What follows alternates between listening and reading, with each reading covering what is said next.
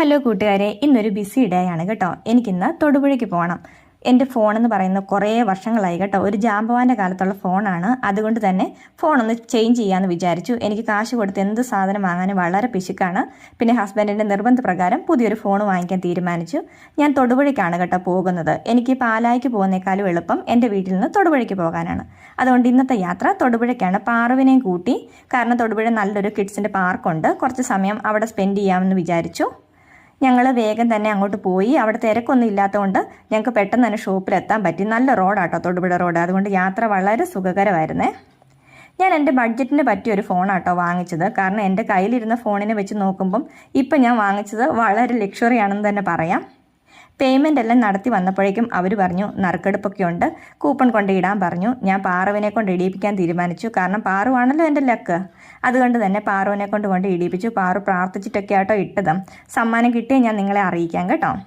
പിന്നീട് ഞങ്ങൾക്ക് അവിടെ നിന്ന് തന്നെ ഓണത്തിൻ്റെ ഓഫർ ആയതുകൊണ്ട് കുറച്ച് ഡിസ്കൗണ്ടും കിട്ടി, കുറച്ച് ഗിഫ്റ്റുകളെല്ലാം കിട്ടി. ചേട്ടായി അതൊക്കെ സന്തോഷത്തോടെ വാങ്ങിച്ചു. ഇനി ഞങ്ങൾ നേരെ പോകാൻ പോകുന്നത് ഭക്ഷണം കഴിക്കാനാട്ടോ.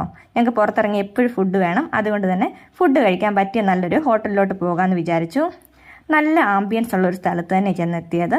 ഷവർമയാട്ടോ ഞാൻ ഓർഡർ ചെയ്തത്. നല്ല ടേസ്റ്റ് ആയിരുന്നു. അപ്പോൾ എന്നെ വീട്ടിൽ നിന്ന് അമ്മ വിളിക്കുന്നുണ്ടായിരുന്നു. അവിടെ നല്ല മഴയാണ്. ഞാൻ പോയടത്തും മഴയാണെന്നൊക്കെ അറിയാൻ വേണ്ടി വിളിച്ചതാണ്. ഇവിടെ ഇപ്പം മഴയൊക്കെ കുറഞ്ഞു കേട്ടോ. പക്ഷേ ഭയങ്കര ട്രാഫിക് ബ്ലോക്കായേ. ആ സമയത്ത് നല്ലൊരു കടയിൽ കയറി പാറുവിൻ്റെ ഡ്രസ്സൊക്കെ നോക്കി അവിടുന്ന് വേഗം തന്നെ ഇറങ്ങി കേട്ടോ. കാരണം പാറുവിനൊരു കൊലുസും കൂടി വാങ്ങിക്കണം. ഇങ്ങനെ വെള്ളിക്കൊലുസുകൾ സ്ഥിരം വാങ്ങിച്ചിട്ട് അത് പൊട്ടിക്കുന്ന പാറുവിൻ്റെ ഒരു ഹോബിയാണ്. എന്നാലും ഇത്തവണയും കൂടെ ലാസ്റ്റായിട്ട് വാങ്ങിച്ചു തരും. ഇനി ഇങ്ങനെ പെട്ടെന്ന് പൊട്ടിച്ചാൽ വാങ്ങിച്ച് തരില്ലെന്നുള്ള ഓർഡറുമായിട്ട് ഞങ്ങൾ വേഗം തന്നെ പാർക്കിലെത്തി കേട്ടോ.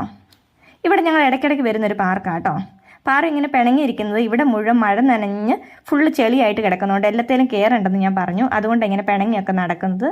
അവിടെ ഒരു കുളമുണ്ടേ, അതിൽ നിറച്ച് മീനുകളാണ്. കുറച്ച് സമയം അവിടെ എല്ലാം നോക്കി നിന്നു. മഴ തോർന്നു, പക്ഷേ അവിടെ എല്ലാം ആകെപ്പാടെ വൃത്തികേടായിട്ട് കിടക്കുമായിരുന്നു കേട്ടോ. ഇപ്പം ശരിക്കും പാർക്കിലേക്ക് വരാൻ പറ്റിയൊരു ദിവസം അല്ലായിരുന്നു എന്ന് എനിക്ക് തോന്നുന്നു. കുറച്ച് സമയം അവിടെയെല്ലാം ഇരുന്ന് കുറച്ച് ഫോട്ടോസൊക്കെ എടുത്തു. ആ സമയം പാറ കുറച്ച് കളിപ്പാട്ടത്തിലൊക്കെ കയറി. പിന്നെ ഞങ്ങൾ അങ്ങനെയൊക്കെ നടന്ന് കുറച്ച് വീഡിയോസ് എല്ലാം എടുത്തു. ഇങ്ങനെയൊക്കെ വരുമ്പോഴാട്ടോ ഞങ്ങൾ ഫോട്ടോയൊക്കെ എടുത്ത് വെക്കുക. പിന്നെ പാറുവിൻ്റെ കൂടെ ഞാനും 1-2 സ്ഥാനത്തെ കളിക്കാൻ വേണ്ടി കയറി. ശരിക്കും കിഡ്സിൻ്റെയാണ്. പിന്നെ ഞാനും കൂടെ കയറി കേട്ടോ.